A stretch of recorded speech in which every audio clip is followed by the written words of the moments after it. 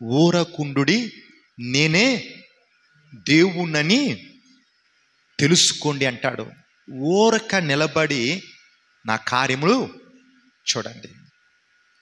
ఐగుప్తులో నుంచి ఆ యొక్క ఇజ్రాయేలీయులు బయటకు వచ్చినప్పుడు వారు ఎక్కడికి వచ్చారు అంటే ఎర్ర సముద్రము ముందుకు వచ్చి నిలబడ్డారు. ముందు సముద్రము, వెనకాల ఫరో సైన్యము. ముందుకు వెళ్ళిన సముద్రంలో మునిగి చచ్చిపోతారు, వెనక్కి తిరిగిన ఆ ఫరో సైన్యము వీరిని చంపేస్తుంది. ముందు నొయ్యి వెనకాల గొయ్యి అన్నట్లుంది పరిస్థితి, ఎటు వెళ్ళలేని పరిస్థితి. ఆ పరిస్థితిలో వారందరూ భయపడుతూ, మాకు ఐగుప్తులు సమాధులు లేవని చెప్పి మరి ఇక్కడ తీసుకొచ్చావా, ఈ సముద్రంలో చంపటానికి, సముద్రంలో మమ్మల్ని ముంచటానికి తీసుకొచ్చావా అని చెప్పి రకరకాలుగా మాట్లాడుతూ ఉన్నప్పుడు దేవుడు ఏమన్నాడు, ఓరక నిలబడి చూడండి ఆయన చేసే కార్యమును. నేడు మీరు చూస్తున్న ఐగుప్తీయులను ఇక మీదట చూడరు. అంటే ఈరోజు మరి ఫరో లాంటి శత్రువుని ఎదుర్కొంటూ ఉన్నావేమో. ముందు సముద్రము, వెనక శత్రు సైన్యం ఉన్నట్లుగా నీ పరిస్థితి కనబడుతుందేమో. అంత గలిబిలిగా, గందరగోళంగా ఉన్న ఈ పరిస్థితిలో నువ్వు చేయవలసింది ఏంటంటే మౌనంగా దేవుడు నాతో ఏం మాట్లాడుతున్నాడు, దేవుని యొక్క వాక్కు ఏంటి, నా నుండి దేవుడు ఏమి కోరుతున్నాడు, ఏమి ఆశిస్తున్నాడు అని నువ్వు ఎప్పుడైతే వేచి ఉంటావో, ఓరకుండుడి, నేనే దేవుణ్ణని తెలుసుకొనుడి. గందరగోళము, గజిబిజి, ఈ గోళ్ళ ఉన్నప్పుడు దేవుని యొక్క స్వరమును గుర్తించలేవు. ఆయన మెల్లనైన స్వరం నువ్వు ఎప్పుడు వినగలుగుతావు అంటే నువ్వు ప్రశాంతంగా ఉన్నప్పుడే.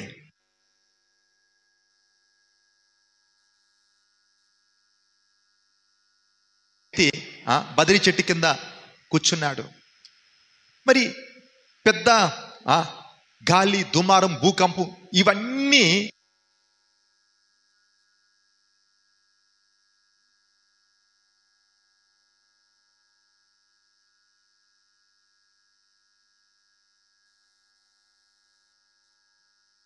తను వినగలిగాడు. నేను ఎప్పుడు చెప్తూ ఉంటాను, నేను అంబర్పేట అలికిప్ దగ్గర ఉంటాను. పక్కనే కాచిగూడ రైల్వే స్టేషన్ ఉంది, దాదాపు ఒక 3 కిలోమీటర్ల దూరం. రాత్రిపూట ట్రైను వస్తున్నా పోతున్నా ఆ శబ్దం చాలా స్పష్టంగా వినబడుతుంది. ట్రైను వస్తున్నా పోతున్న శబ్దము వినబడుతుంది. అదే ట్రైను పగటి పూట, పగలు వస్తున్నా పోతున్నా దాని శబ్దము వినబడదు.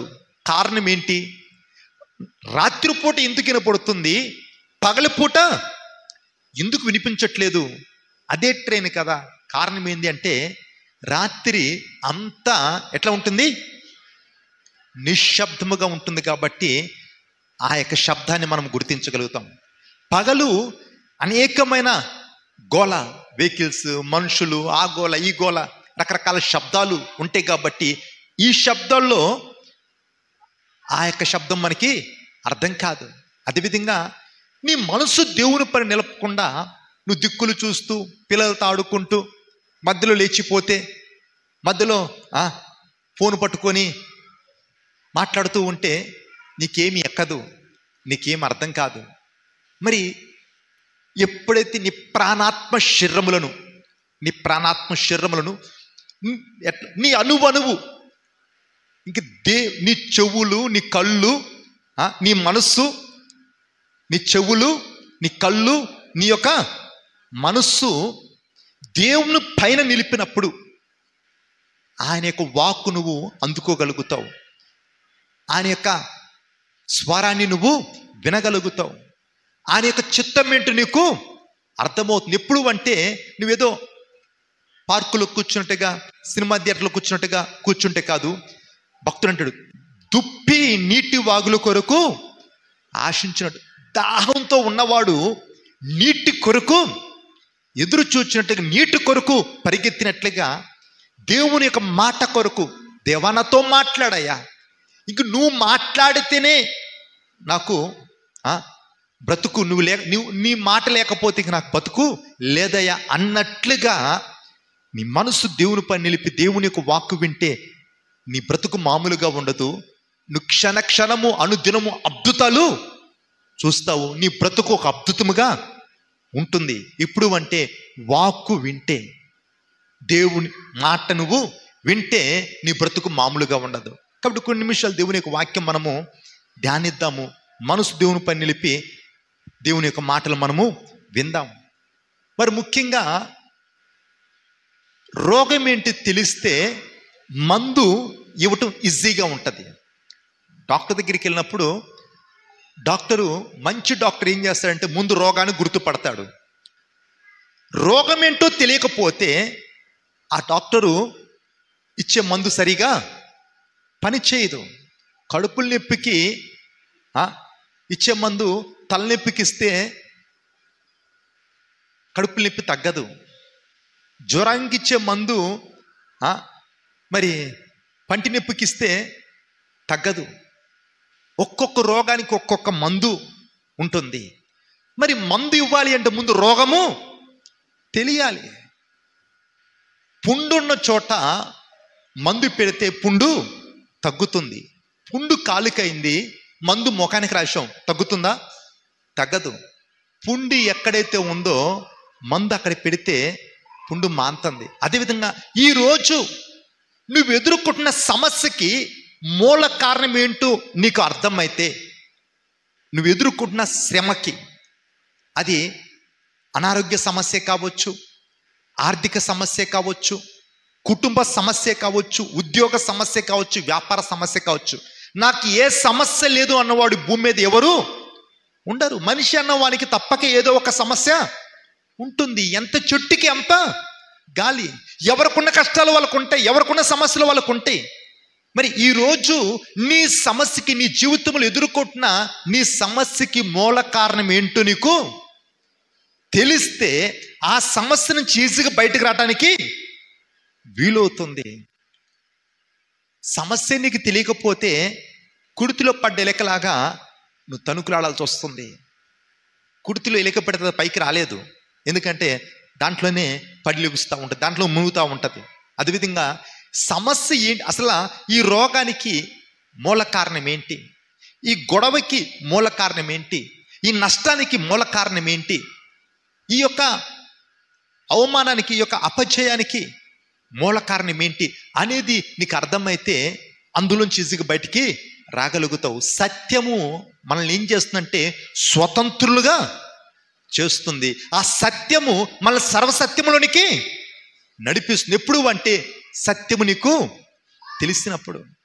మరి ఈరోజు మరి అనేక శ్రమల్లో, అనేక సమస్యల్లో అనేక మంది క్రైస్తవులు సతమతమవుతూ ఉన్నారు.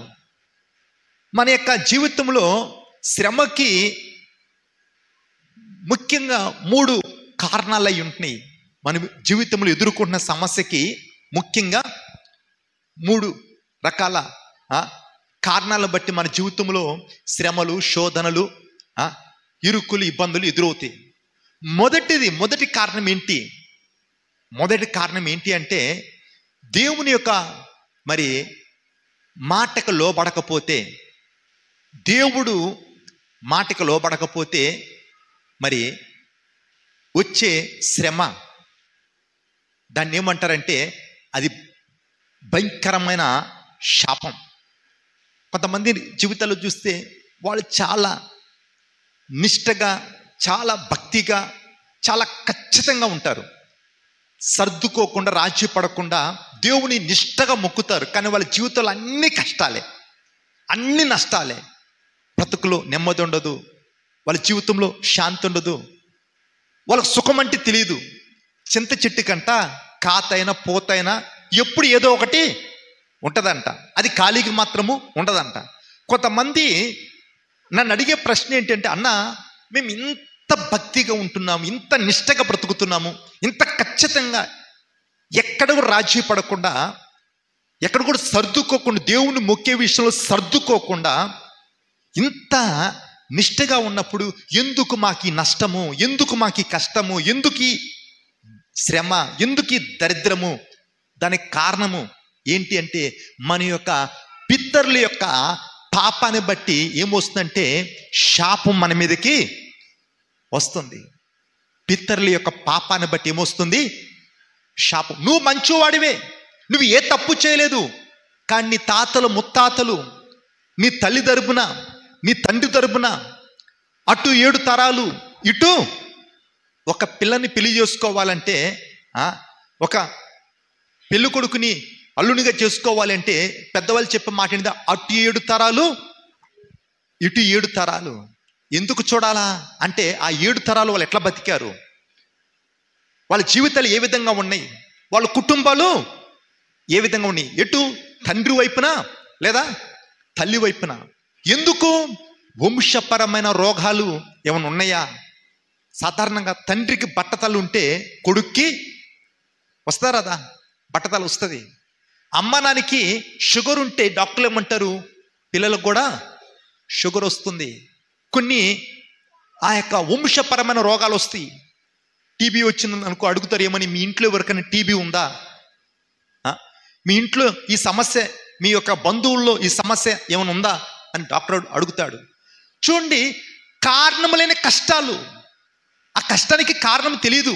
వీళ్ళు ఎంత భక్తి చేసినా, తల కింద పెట్టి కాలు మీద పెట్టి తపస్సు చేసినా ఆ సమస్యలనే సుడిగుండములో చిక్కుకుంటారు. ఎందుకు? సమస్యకు మూల కారణం ఏంటంటే మన యొక్క పితరుల యొక్క పాపాన్ని బట్టి ఏమొస్తుందంటే ఆ శాపము వీరి పైన ఈరోజు చాలా లోతైన సత్యములకు దేవుడు తీసుకెళ్తూ ఉన్నాడు. కొన్ని రోజులుగా ఒక్కొక్క కుటుంబం కొరకు, ఒక్కొక్క వ్యక్తి కొరకు ప్రార్థించినప్పుడు ఈ వ్యక్తి ఎందుకు ఇంత కష్టపడుతున్నాడు, ఈ కుటుంబంలో ఎందుకు ఈ యొక్క నష్టము, ఎందుకు ఆ వ్యక్తి తరం పడుతున్నాడు, ఎందుకు ఈ వ్యక్తి ఓడిపోతున్నాడు, ఎందుకు ఫలించట్లేదు, ఎందుకు వారు అనుకున్నది సాధించలేకపోతున్నారు, కారణం ఏంటి ప్రభు అని చెప్పి దేవుని సన్నిధిలో మొరపెట్టినప్పుడు దేవుడు బయలుపరిచిన విషయాలు నేను ఈరోజు మీతో పంచుకోవాలని చెప్పి ఆశపడుతూ ఉన్నాను. మరి ముఖ్య కారణము పితరుల యొక్క పాపాన్ని బట్టి ఏమొస్తుందంటే ఆ యొక్క పిల్లలపైకి శాపము వస్తుంది. తల్లి వైపున నుంచి, రెండోది తండ్రి వైపు నుంచి. దానికి ఆధారం ఏంది? ఆది కాండంలో మనకి కనబడుతుంది. దేవుడు చెప్పాడు ఏమని? పరలోకము లాంటి ఏదోను తోట వారికి ఇచ్చాడు. అది ఎట్లా ఉందంటే పరలోకమే. ఇంకా వారికి ఏ కొదువు లేదు, ఏ కొరత లేదు. అసలు వాళ్ళకి భయం అంటే తెలియదు, సిగ్గు అంటే తెలియదు, ఆకలి అంటే తెలియదు, దాహం అంటే పరలోకం పోయిన తర్వాత ఆకలి దప్పులు ఉండవు. అక్కడ శాంతి సంతోషమే, అక్కడ నిత్యము సమాధానమే. పరలోకము లాంటి, పరలోకానికి నిదర్శనముగా దేవుడు ఏదోను తోట వారికి ఇచ్చాడు. ఈ తోటలో ఉన్న అన్ని పండ్లను, అన్ని చెట్ల పండ్లను మీరు నిర్భయముగా తినండి, కానీ ఆ తోట మధ్యలో ఉన్న చెట్టు పండు మాత్రం మీరు ముట్టుకోవద్దని దేవుడు చెప్పాడు. తెలుసు ఆ విషయం. తెలిసినప్పుడు అవ్వపు ఏం చేసిందంటే, దేవుడు ఏ పండు అయితే ముట్టుకోవద్దన్నాడు, ఏ పండు అయితే తినొద్దన్నాడు, ఎక్కడికైతే వెళ్ళొద్దన్నాడో అక్కడికి వెళ్ళి కూర్చొని దాని వైపు చూస్తూ ఆలోచిస్తుంది. ఎందుకు తినొద్దన్నాడు, తింటే ఏమవుతుంది, ఇందులో ఉన్న రహస్యం ఏంటి ఆలోచిస్తోంది. శోధించబడింది. సాతాను అవకాశం కొరకు ఎదురు చూస్తూ ఉంటాడు. అవకాశం చూచి దెబ్బ కొడతాడు. నువ్వు ఎప్పుడైతే ఒంటరిగా ఉంటావో, ఒంటరిగా అంటే దేవుని సన్నిధిని విడిచి, సహవాసాన్ని విడిచి, దేవుని యొక్క వాక్యాన్ని పక్కన పెట్టి నువ్వు ఎప్పుడైతే ఒంటరిగా దొరుకుతావో సైతాన్ దెబ్బ కొడతాడు. కోడి పిల్ల ఆ తల్లి పక్కనుంటే ఏ కుక్కొచ్చినా, ఏ పిల్లి వచ్చినా, ఏ గద్ద వచ్చినా ఏం చేస్తుంది? కోడి చిన్నదే కానీ దానికి ఎంత రోషం అంటే, నేను చిన్నప్పుడు కోళ్ళని పెంచాను. కుక్కొచ్చినా, గద్దొచ్చినా, పిల్లి వచ్చినా తన ముఖం పగల కొడుతుంది, ఎగిరి తన తరిమి కొడుతుంది, తన పిల్లలను రెక్కల కింద దాచుకుంటుంది. కానీ కోడి పిల్ల ఎప్పుడు మా అమ్మతోనే ఉండాలా, మా అమ్మ చుట్టూ తిరగాలనా, నా చేతులు లేవు, నా కాళ్ళు లేవు అని చెప్పి పక్కకి వెళితే గద్ద కాచుకొని చూస్తుంటది, ఎప్పుడు పక్కకు వస్తుందా, ఎప్పుడు పట్టుకుందామని. మెరుపు దాడి అంటారు. ఎప్పుడైతే ఒంటరిగా వస్తుందో వేగంగా వచ్చి ఆ పిల్లని తన్నుకొని తీసుకొని పోతుంది. అదేవిధంగా నువ్వు ఎప్పుడైతే సహవాసాన్ని విడిచిపెడతావో, దేవుని యొక్క సన్నిధికి దూరం అవుతావో, నువ్వు ఎప్పుడైతే ఒంటరిగా ఉంటావో, ఖాళీ హృదయం అంట సైతానికి వర్క్షాప్ అంట. ఖాళీ ఒంటరిగా ఉన్నప్పుడు సైతాను శోధిస్తాడు.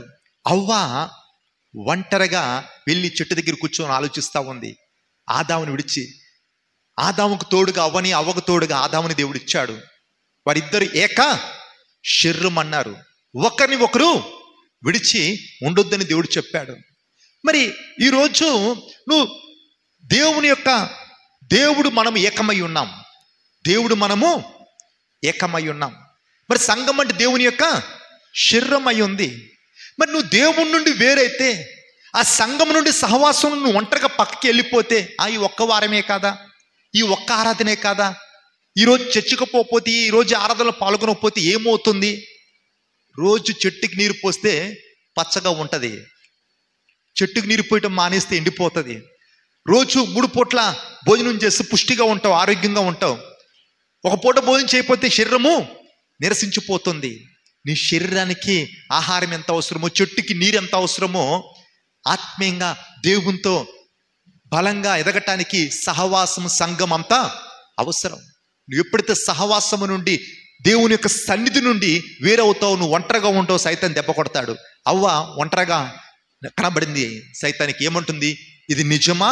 దేవుడు చెప్పాడా ఈ చెట్టు పండు తినొద్దంటే? ఒక మనిషితో మాట్లాడుతుంది. అవ్వ గుర్తుపట్టాలా, సర్పం ఏంటి మనిషిలాగా మాట్లాడటం ఏంటి, సర్పం మాట్లాడితే నేను ఎందుకు సమాధానం చెప్పాలా అన్న ఆలోచన లేకుండా సాతానుతో ముచ్చట్లు మొదలుపెట్టింది. బైబిల్ ఉంది, దుష్టుల ఆలోచన చొప్పున నడవక, పాపుల మార్గమున నిలవక, అపహాస్కులు కూర్చుండ చోట కూర్చుండక. 3 కండిషన్లు. దుష్టుల ఆలోచన, నీకు ఎవరు ఆలోచన చెప్తున్నారు? దుష్టుల ఆలోచన చొప్పున నడవద్దు, పాపుల మార్గమున నిలవద్దు, అపహాస్కులు కూర్చుండ చోట కూర్చోవద్దు. మరి అపవాది మాట్లాడుతున్నప్పుడు గుర్తుపట్టి అక్కడి నుంచి వెళ్ళిపోయేది ఉండే, మాట కలిపింది. అవును నిజమే, దేవుడు చెప్పాడు, ఇది తింటే చచ్చిపోతారంట అని కూడా చెప్పినప్పుడు సాతాను ఎంత తీయగా చెప్తుందంటే, అబద్ధం సత్యం చేదుగా ఉంటుంది, అబద్ధం తీయగా ఉంటుంది. సాతాను ఎంత తీయగా చెప్తుందంటే, అసలు మీరు చావనే చావరు, ఇది తింటే మీ కళ్ళు తెరవబడతాయి, దేవుడు అంతటి వాళ్ళు అయిపోతారు, అసలు మీరు మామూలుగా ఉండరు అని చెప్పినప్పుడు అవ్వ అపవాది చేత శోధించబడి దేవుడు తినొద్దన్న పండు తిన్నది. తనొక్కటే తినలేదు, తను బట్టి తనతో పాటు ఎవరు తీసుకొచ్చింది? ఆదాం దగ్గర తీసుకొచ్చింది. ఆదాం దగ్గర తీసుకొచ్చినప్పుడు ఆదాం కూడా తిన్నాడు. ఆదాము తెలుసు, కానీ దేవుని కంటే భార్యని ఎక్కువ ప్రేమించాడు. తప్పును తప్పని చెప్పి తనకి చెప్పలేదు, తప్పుని ఖండించలేదు, ఆ తప్పుతో ఏకీభవించాడు, తప్పుని సమర్థించాడు. కొన్ని కుటుంబాల్లో చూస్తుంటాం, భర్త దారి తప్పితే భార్య బుద్ధి చెప్పాల్సింది పోయి ఆ భర్తతో సహకరిస్తుంది. ఆ భార్య దారి తప్పితే భర్త సరిచేయాల్సింది పోయి ఆ భార్యతో ఏకీభవిస్తూ ఉంటాడు. ఆ పిల్లలతో మా పిల్లలు అట్లాంటి వాళ్ళు కాదండి, మా పిల్లలు చాలా మంచోళ్ళండి. పిల్లలు తప్పు చేస్తే దండించాలి, బుద్ధి చెప్పాలా, పిల్లలు వెనకేసుకొస్తుంటారు, మా పిల్లలు బంగారం. మరి ఈ అవ్వ ఆదాము ఏకీభవించి తప్పు చేశారు. తప్పు చేసినప్పుడు వాళ్ళకి మహిమను పోగొట్టుకున్నారు. సిగ్గంటే అప్పుడు వాళ్ళకి అర్థమైంది. అప్పుడు దాకా సిగ్గు అంటే తెలియదు, భయం అంటే తెలియదు. సిగ్గుతో ఆకులు కట్టుకొని పోయి చెట్ల చాటున దాక్కున్నారు. చల్లజామున ఎప్పట్లాగనే దేవుడు వారితో సమయం గడపడానికి దిగి వచ్చేయమన్నాడు. ఆదామా ఎక్కడున్నావు? ఈ దేవునికి తెలియదు ఆదాము ఏం చేశాడో, అవ్వ ఏం చేసిందో, వీరు ఏ చెట్ల చాటున దాక్కున్నారో దేవునికి తెలియదా? తెలుసు. తెలిసి తెలియనట్లుగా దేవుడు పిలుస్తూ ఉన్నాడు. అవును, మన దేవుడు మన గురించి అన్ని తెలిసి ఏమి తెలియనట్లుగా మనల్ని ప్రేమిస్తూ ఉంటాడు. మన గురించి తెలిసిన వాళ్ళు ఎవరు మనల్ని ప్రేమించరు, కానీ మన గురించి అన్ని తెలిసి ఏమి తెలియనట్లు ఆయన మనల్ని ప్రేమిస్తూ ఉంటాడు. మరి ఎందుకు అడుగుతున్నాడు అంటే, వీరు చేసిన తప్పు ఒప్పుకుంటారేమో అన్న అవకాశం వారికి ఇస్తూ ఉన్నాడు. ఎక్కడున్నావు అంటే, అయ్యా బుద్ధి తక్కువయ్యి ఈ తప్పు చేశాము, తినొద్దన్న పండు తిని చెట్ల చాటును తాకున్నాము, మేము ఈ యొక్క తప్పు చేశామయ్యా అని చెప్పి దేవుని సన్నిధిలో వచ్చి యథార్థంగా ఒప్పుకుంటే పరిస్థితి వేరేలాగుంటుండే. ఎందుకు? ఆయన క్షమించుటకు సిద్ధమైన మనసు కలిగి ఉన్నాడు. మీ పాపములు రక్తము వలె ఎర్రనమైన ఆయనని హిమవంత తెల్లగా చేస్తాను అంటాడు. మీ పాపాలను వీపు వెనకేసుకుంటాను, వాటిని ఇంకెప్పటికీ నేను జ్ఞాపకము చేసుకోను.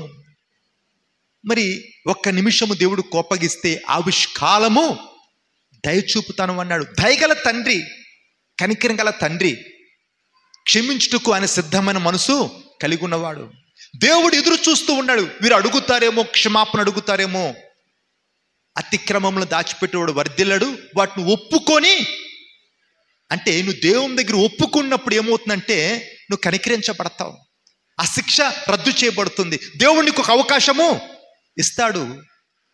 పేతురు తప్పు చేశాడు, యూదా ఇస్కరియోతు తప్పు చేశాడు. యూదా ఇస్కరియోతు ఉరి పెట్టుకుని చచ్చాడు. పేతురు దేవుని దగ్గరికి వస్తే మెడపెట్టి బయటికి నెట్టేశాడా? ఏం చేశాడు? మరలా చేర్చుకున్నాడు. అంతకంటే ఉన్నతమైన స్థితిని దేవుడు తనకి ఇచ్చాడు. దేవుని దగ్గరికి వస్తే దేవుడు నిన్ను త్రోసివేయడు, దేవుడు నిన్ను అసహించుకోడు. ఈ యొక్క అవ్వ ఆదాము కొరకు దేవుడు ఎదురు చూస్తూ ఉన్నాడు, క్షమాపణ అడుగుతారేమో అని. ఏమి తెలియనట్టు పిలుస్తూ ఉన్నాడు. అంత తెలిసిన దేవుడు ఏం తెలియనట్టుగా వ్యవహరిస్తూ ఉన్నాడు. ఎక్కడున్నారు, ఏం చేస్తున్నారు అంటే చెట్ల చాట దాకుండా. ఎందుకు? నేను తినొద్దన్న పండు తిన్నారా? చూడు ఎంత సంభాషణ చూడండి. నేను తినొద్దన్న పండు తిన్నారంటే అప్పుడు కూడా వాళ్ళకి బుద్ధి రాలేదు, అప్పుడు కూడా వాళ్ళు ఒప్పుకోలేదు. ఒకరి మీద ఒకరు చెప్పుకుంటూ ఉన్నారు, నీవు నాకు ఇచ్చినటువంటి సాటైన సహాయము అంటే అవ్వ తీసుకొచ్చి ఇచ్చింది, నేను తిన్నాను, తప్పు ఎవరిది అంటున్నాడు. చాలామంది యేసన్న గారు అంటారు, కూరగాయలు అమ్ముకునేటోళ్ళని ఓ కూరగాయలు అమ్మంటే వస్తుందంట, ఎన్ని కిలోలు కావాలని అడుగుతుందంట. పెరుగు అమ్ముకునేటవును ఓ పెరుగు అమ్మిట్రా అంటే వస్తుందంట, ఎంత కావాలని అడుగుతుందంట. అదే తాగుబోతుంటే కోపం వస్తుంది, తిరుగుబోతుంటే బాధ అవుతుంది, పనికి మాలను అంటే వాడికి రోషం వస్తుంది. తప్పును ఒప్పుకోరు. ఇంకా తప్పుకి కారణం ఇంకేదో చెప్తూ ఉంటారు. వాడు చేయబట్టి నేను ఎట్లా చేశాను, అట్లా అన్నందుకు నేను ఎట్లా అన్నాను, సమర్థించుకుంటూ తప్పుని కప్పెట్టుకుంటూ ఉంటారు. తప్పుకి మూల కారణం ఏమంటున్నాడంటే, నువ్వు చేయబట్టి నేను నా పరిస్థితి లేదు, నువ్వు నాకు ఇచ్చిన సాటిన సహాయం తెచ్చిచ్చిందని ఆయన అంటే, అవేమంటది, ఆ సర్పం నన్ను మోసం చేసింది. చూడండి దానికి కారణం ఏమైంది చూడండి. ఆదికాండము 3వ అధ్యాయము 16 నుంచి 20 వచ్చిన వరకు. ఆదికాండము 3వ అధ్యాయము 16 నుంచి 20 వచ్చిన వరకు. ఆయన స్త్రీతో, నీ ప్రయాసమును నీ గర్భవేదనను నేను మిక్కిలి హెచ్చించదను. ఏమంటున్నాడు? వేదనతో పిల్లల్ని కందువు, నీ భర్త ఎడల నీకు వాంఛ కలుగును. వేదనతో అంటే అంతకుముందు వేదన అంటే తెలియదు, వేదనతో పిల్లల్ని కంటావు, నీ భర్త ఎడల నీకు వాంఛ కలుగుతుంది, అతడు నిన్ను ఏలుతాడు. స్త్రీతో చెప్పాడు. పురుషునితో ఏమన్నాడు చూడండి. ఆదాముతో ఎవరు మాట విన్నాడు? ఈరోజు నువ్వు ఎవరి మాట వింటున్నావు? ఎందరు దేవుని ఆత్మచేత నడిపించబడతారో దేవుని యొక్క పిల్లలు. నువ్వు ఎవరి చేత నడిపించబడుతున్నావు? ఎవరి మాట వింటున్నావు? ఎవరిని జీవితాన్ని ప్రభావితం చేస్తున్నావు? ఒకసారి ఆలోచించు. నువ్వు నీ భార్య మాట విని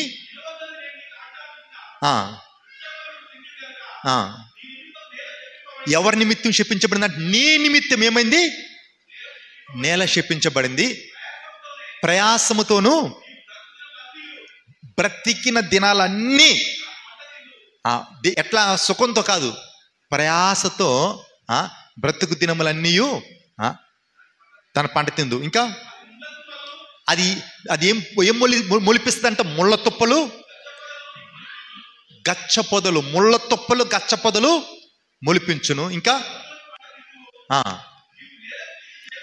ఉమ్.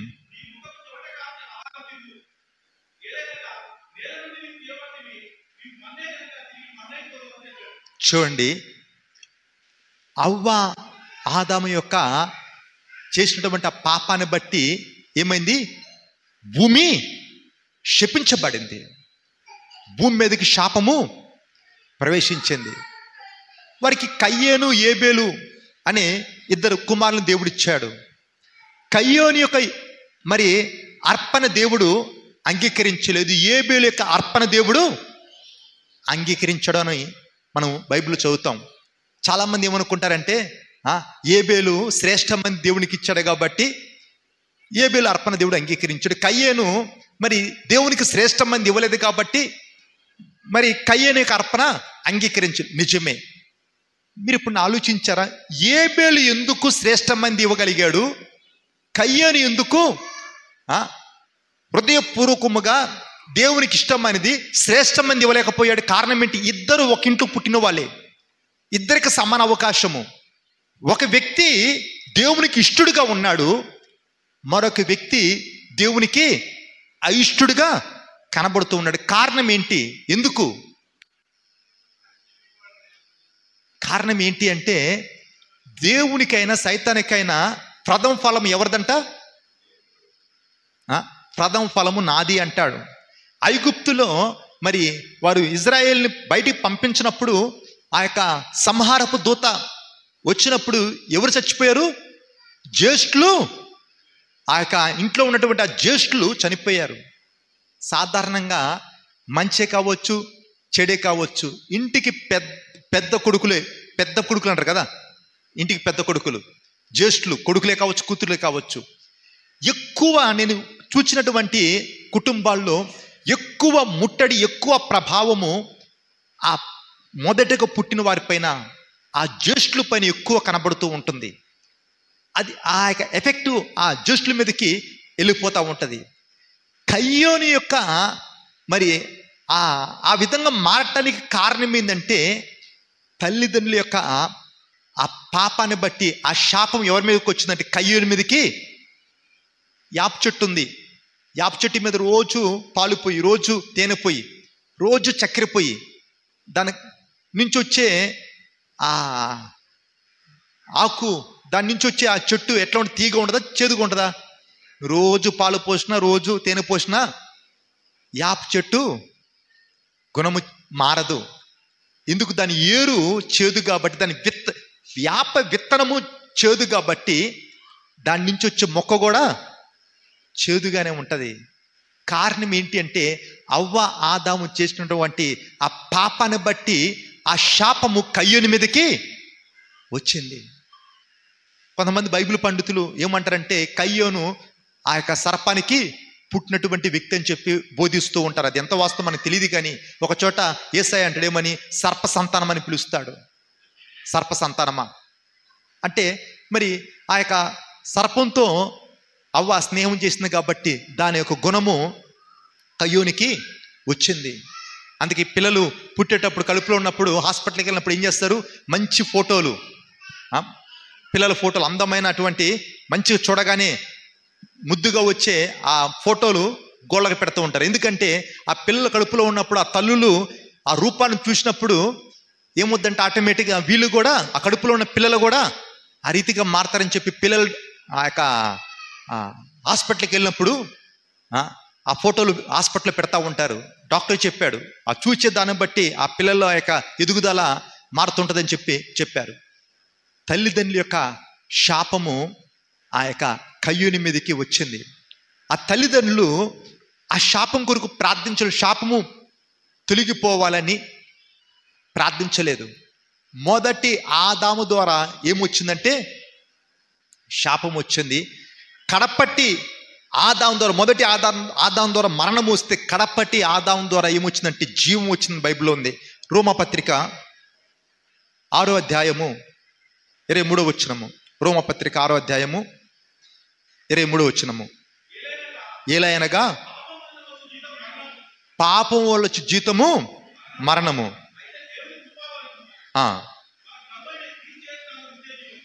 దేవుణ్ణి బట్టి మనకేమొస్తుంది? నిత్య జీవము. పాపాన్ని బట్టి ఏమొస్తుందంటే మరణము ప్రవేశించింది. మరి దేవుని బట్టి మనకి జీవము ఉన్నది. ఇప్పుడు నువ్వు చర్చిలోకి వచ్చావు, మంచి లైటు, ఫ్యాన్లు, కూర్చోనికి కుర్చీలు, తలిపెట్టాం. బయట ఉన్న వాడికి లోపల ఏముందో అర్థం కాదు. ఆ బయట ఉన్న వాడు లోపల రావాలంటే లోపల మంచి ఆహారము, మంచి పనుకొని అన్నీ ఉన్నాయి. మనిషి బతకడానికి కావాల్సినవన్నీ లోపల ఉన్నాయి. తలుపెట్టుంది. బయట ఉన్నవాడు లోపల రావాలంటే ఏం చేయాలి? లోపల ఉన్నవాడు తలుపు తీస్తేనే బయట ఉన్న వ్యక్తి లోపలికి రాగలుగుతాడు. అదేవిధంగా మరి పితరుల యొక్క శాపము, వారి యొక్క పాపాన్ని బట్టి వచ్చిన శాపము తొలగిపోవాలి అంటే మనం స్పష్టంగా ప్రార్థన చేయాలి. అందుకే బైబిల్ మీరు అడగకనే ఏమి, నువ్వు అడగకపోతే దేవుడు ఇవ్వడు. ఒక నియమం పెట్టాడు, నువ్వు ప్రార్థిస్తేనే దేవుడు కార్యం చేస్తాడు, నువ్వు ప్రార్థించకపోతే దేవుడు ఏమీ చేయడు. ఏలియా దగ్గర ఎలీషా పరిచర్య చేసి 2 ఆత్మ పొందుకున్నాడు. ఎలీషా దగ్గర గెహజీ పరిచర్య చేశాడు. పరిచర్య చేసి ఏం పొందుకున్నాడంటే కుష్టి పొందుకున్నాడు. 2వ రాజుల గ్రంథము 5వ అధ్యాయము 25 నుంచి 27 వరకు చదవండి. 2వ రాజుల గ్రంథము 5వ అధ్యాయము 25 నుంచి 27 వరకు. అతడు లోపలికి పోయి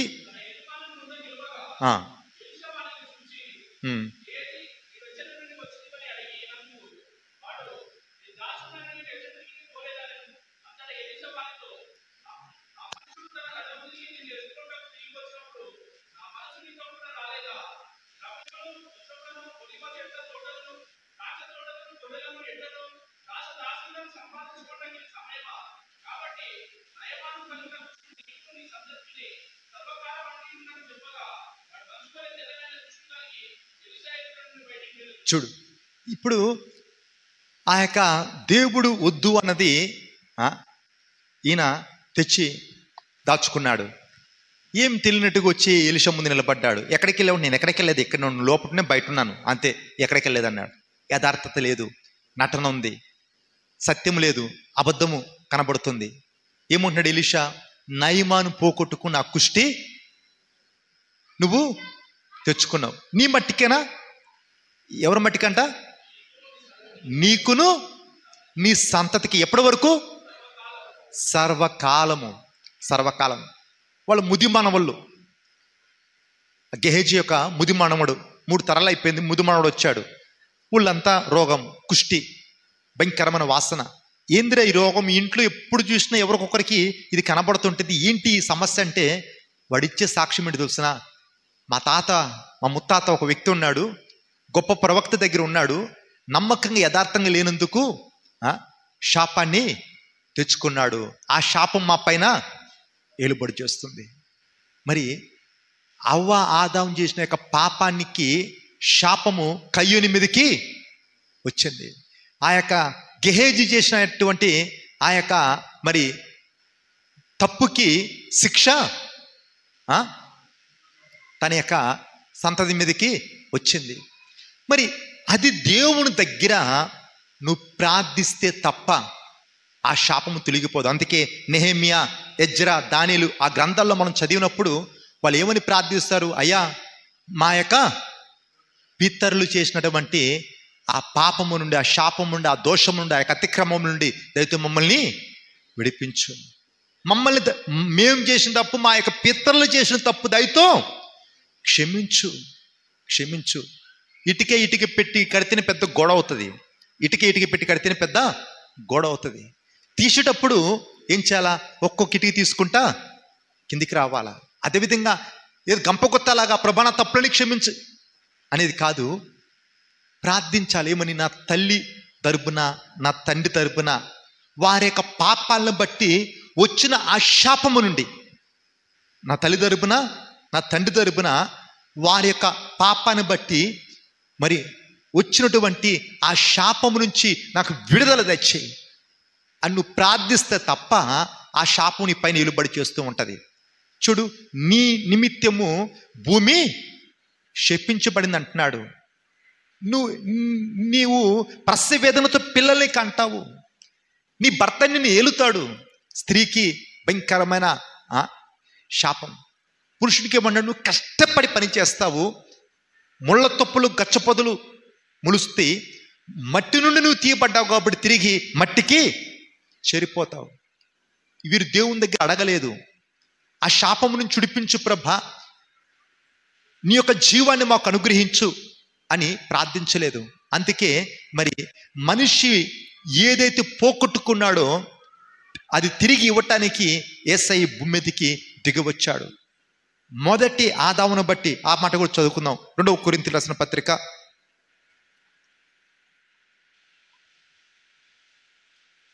1 కొరింథీయులకు రాసిన పత్రిక 15 అధ్యాయం 45 వచనం. 1 కొరింథీయులకు రాసిన పత్రిక 15 అధ్యాయము 45 వచనము.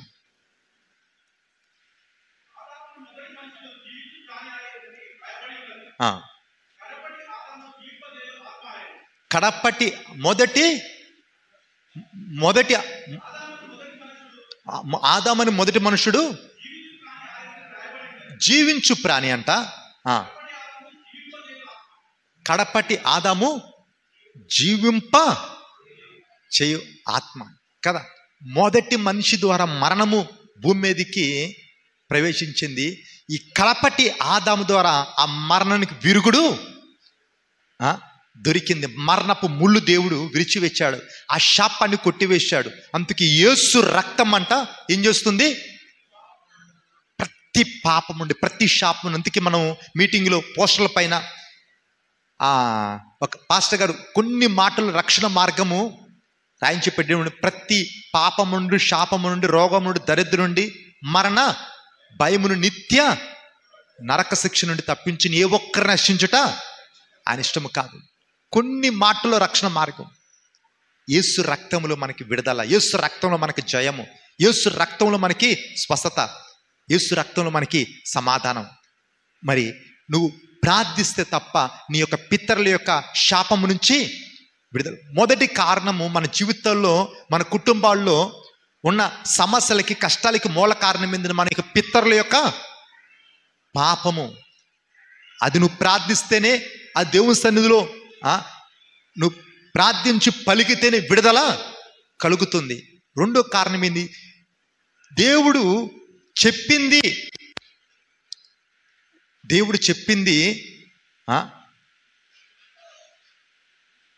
తెలిసింది. దేవుడు అది ఆ చెట్టు పండు తినొద్దని చెప్పాడు, తెలిసి చేస్తే పాపం. దేవుడు చెప్పింది ఆ చెట్టు పండు తినొద్దని చెప్పాడు కదా, మరి అది తెలుసు ఆ తినొద్దని తెలుసు, తెలిసి చేసింది పాపము. దేవుడు చెప్పనిది దేవుడు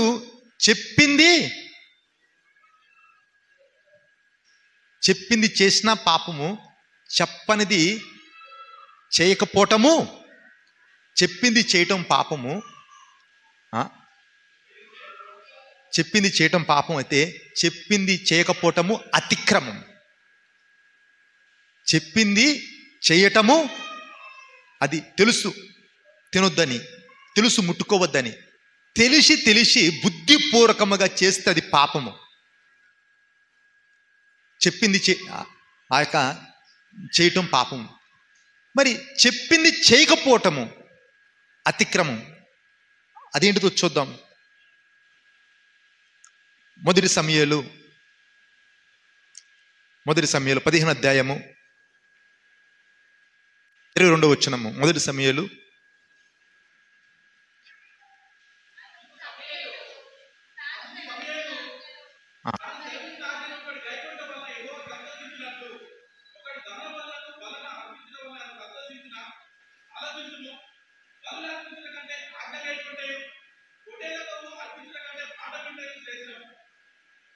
చదవండి.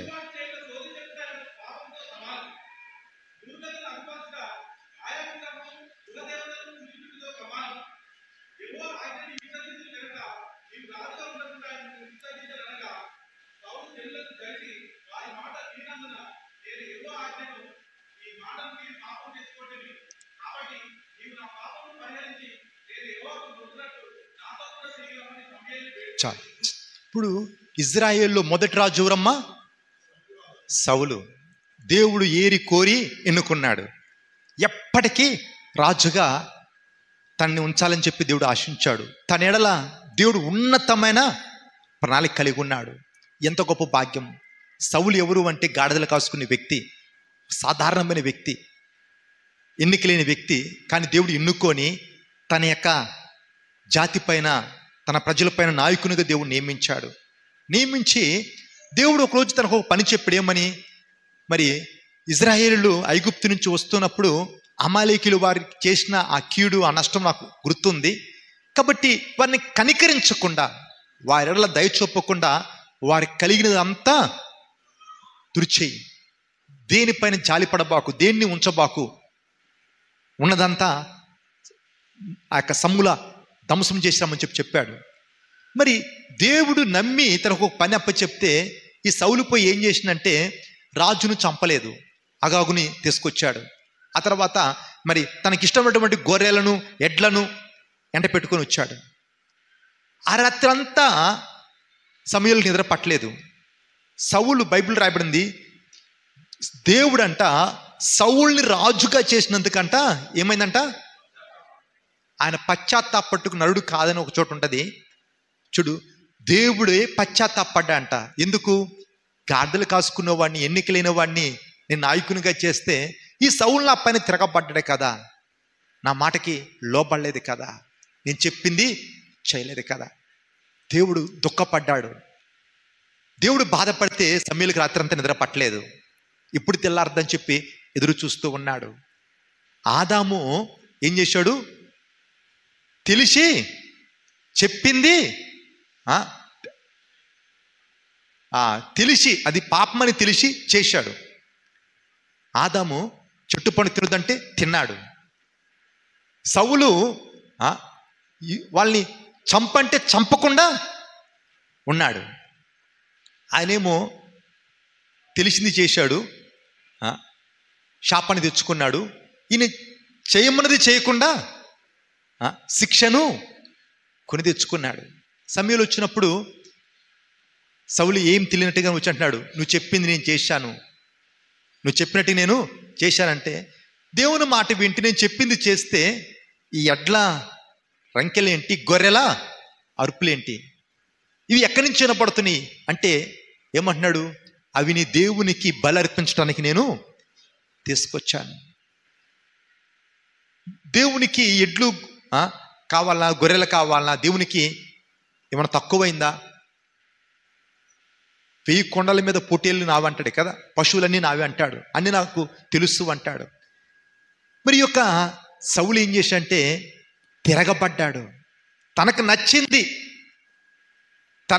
తనకు తోచింది చేశాడు. తన ఇష్టం వచ్చినట్టుగా బ్రతకడానికి నిర్ణయించుకున్నాడు. దేవుడు ఆ వ్యక్తిని విసర్జించడం ఉంటుంది. తన చేతిలోంచి రాజ్యం తీసివేసి తన యొక్క దాసుడైన దావీదుకి దేవుడు రాజ్యాన్ని ఇచ్చాడు. మరి మన జీవితంలో కూడా కొన్నిసార్లు ఎందుకు ఆ కష్టం, ఎందుకు ఆ నష్టం అంటే దేవుడు చెప్పింది చేయకపోతే, దేవుడు వదిలిపెట్టకపోతే ఆ కష్టము, ఆ నష్టము మనం ఎదుర్కొనేది ఉంటుంది. దావీదు తెలుసు తప్పని, బెషాబతో పాపం చేశాడు, ఎవరు చూడలేదు, ఎవరు తెలియదు, నేను రాజు, నేను ఏం చేసినా చల్తది అనుకున్నాడు. దావీదు తప్పు చేస్తే వెంటనే శిక్ష మొదలైంది. అప్పుడు దాకా నువ్వు యుద్ధం బయట చేసావు, ఇప్పుడు యుద్ధం నీ ఇంట్లోనే మొదలైంది అన్నాడు. అప్పుడు దాకా బ్రతికిన తీరు ఒక లెక్క, ఆ తర్వాత బతికిన తీరు మరొక లెక్క. ఇంట్లోనే నరకం మొదలైంది. సొంత కొడుకు మరొక కూతుర్ని అపవిత్రపరిచాడు, సొంత కొడుకు మరొక కొడుకుని చంపాడు, సొంత కొడుకే రాజ్యం కొరకు కత్తి పట్టుకుని దావీదు అంట పరిగెత్తాడు. ఇంత నష్టానికి, ఇంత కష్టానికి మూల కారణం ఏంటంటే తన యొక్క అవిధేయత అయి ఉంటుంది, తన యొక్క బుద్ధిహీనత అయి ఉంటుంది, తన యొక్క అజ్ఞానం అయి ఉంటుంది. ఈరోజు మనకు కూడా తెలిసి కొన్నిసార్లు ఏం చేస్తామంటే అదే తప్పు చేస్తూ ఉంటాం. ఆ రీతిగా మాట్లాడొద్దని తెలుసు, ఆ రీతిగా ఆలోచించొద్దని తెలుసు, ఆ స్థలానికి వెళ్ళకూడదని తెలుసు, ఆ రీతిగా బ్రతకొద్దని తెలుసు, తెలిసి కూడా అదే వేషధారణ. పైకి భక్తుల్లాగా ఉంటాము, లోపల మాత్రం అంతా నటిస్తూ ఉంటాం. బైబిల్లో వేషలైన పరలోక రాజ్యాన్ని పోతారంటే కానీ వేషధారులు పోరు, నటించేవాళ్ళు పోరు. గోడ మీద పిల్లిలాగా ఉంటారు. ఏ ఎండకి ఆ గొడుగు, గోడ మీద పిల్లి అటు దూకొచ్చు ఇటు దూకొచ్చు, ఎటైనా దూకొచ్చు, అందితే జుట్టు అందపోతే కాలు. నువ్వు ఇట్లా నటిస్తూ ఉంటే, యథార్థంగా లేకుండా ఉంటే, పాపానికి నీలో చోటిస్తే దేవుణ్ణి అసహించుకుంటాడు. మన జీవితంలో మన కుటుంబాల్లో ఉన్న సమస్యకి మొదటి కారణము పితరుల యొక్క పాపాన్ని బట్టి శాపం మన పైన ఏలుబడి చేస్తుంది. రెండో కారణము మన యొక్క తప్పులను బట్టి వెంటనే శిక్ష పడుతుంది. ఎందుకు? దేవుడు శిక్షించకపోతే నరకానికి పోతాం.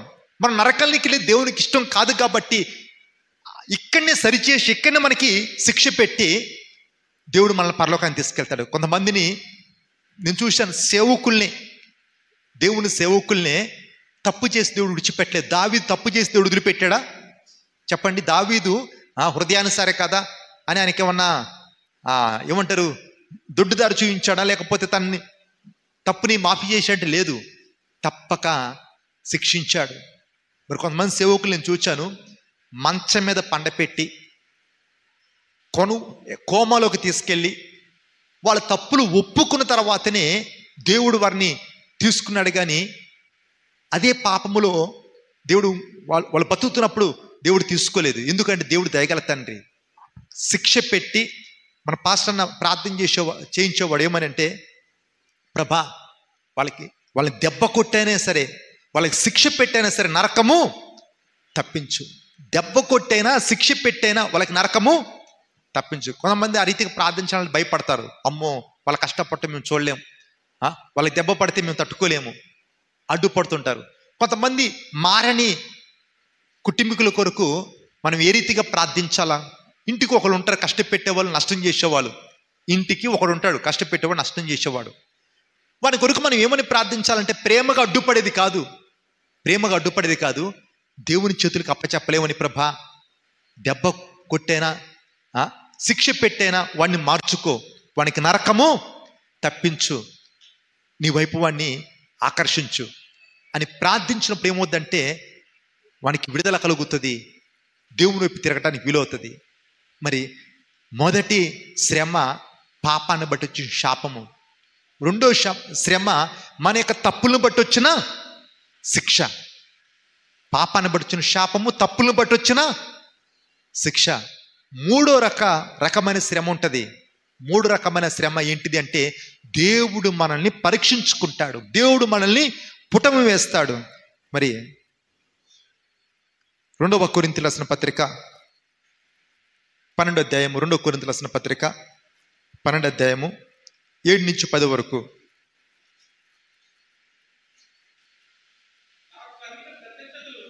పౌలు అంటున్నాడు ఇక్కడ, ఏమంటున్నాడు? నాకు కలిగిన ప్రత్యక్షతలు బహు విశేషముగా ఉన్నందున, ఇక దీనికి కారణం నేను అత్యధికముగా హెచ్చిపోకుండా ఉండటానికి ఆయన శరీరంలో ఒక ముళ్ళు ఉందంట.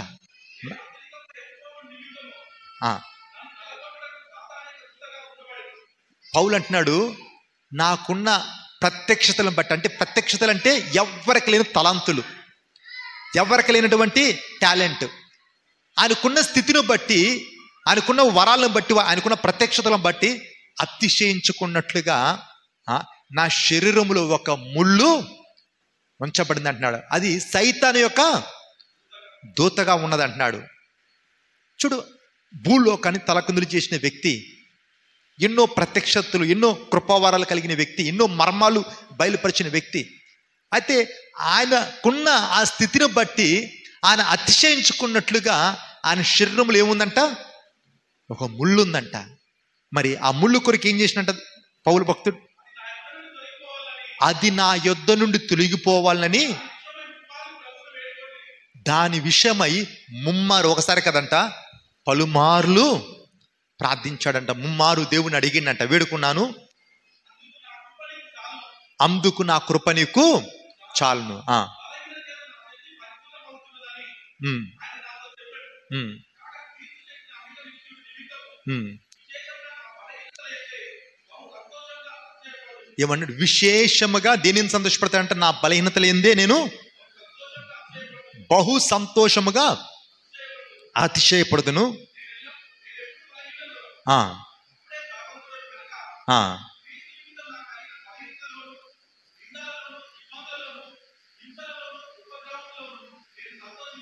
అబ్బా, అర్థమైందండి.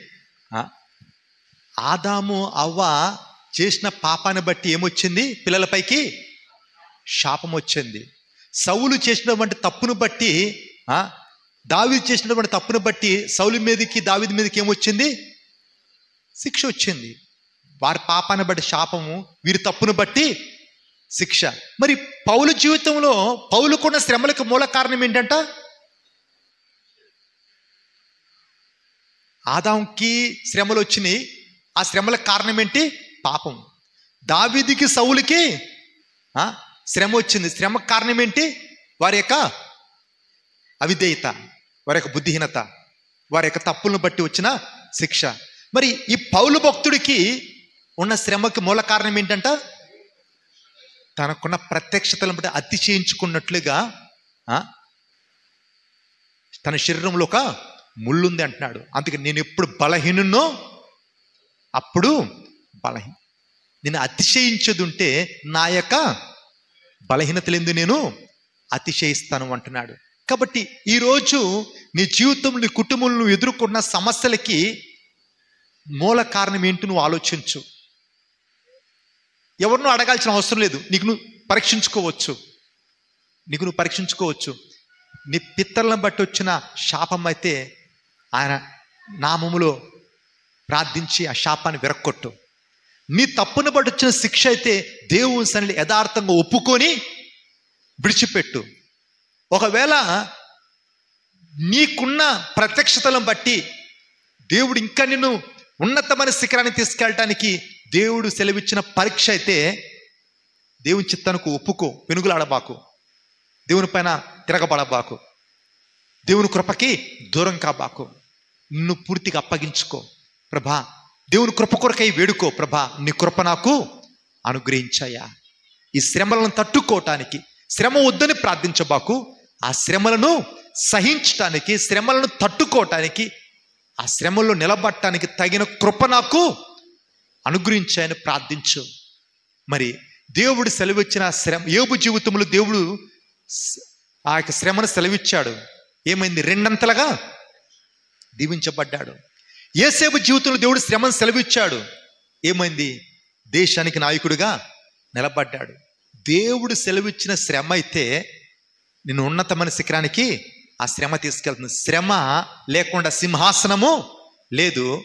ఆ శ్రమ నిన్ను ఒక ఆశీర్వాదంలోనికి నడిపిస్తూ ఉంది. మరి పితరుల యొక్క పాపాన్ని బొట్టించిన శాపం అయితే యేసు రక్తములు మనకి విడుదల ఉన్నది. మన తప్పులను బొట్టించిన శిక్ష అయితే దేవుడి కనికరం గల తండ్రి. నువ్వు దేవుని దగ్గర పశ్చాత్తాపడితే దేవుడు క్షమిస్తాడు. మరి పౌలు వలె వచ్చిన శ్రమ అయితే దేవుని కృప కొరకై వేడుకో. దేవుడు మనకి సాయం చేస్తాడు.